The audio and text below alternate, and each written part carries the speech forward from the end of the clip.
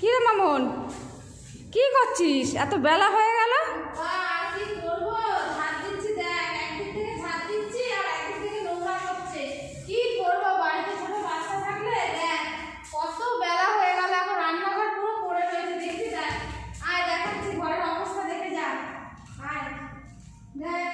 ভাগ্যিস আমার ছেলেটা বড় হয়ে গেছে।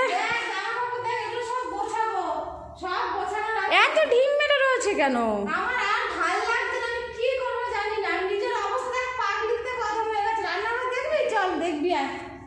তো সকালে তো সব মোটামুটি ঠিকঠাক ছিল, এখন আবার সব ঠিক হচ্ছে। আর এই বাচ্চাটা দেখ অবস্থা দেখে যা, কোন দিন সামলাবো? রান্নাঘর মানুষ দেখলে বলবে ছি ছি ছি, কি অবস্থা। সব এখন ঠিক করতে হবে, কি করব?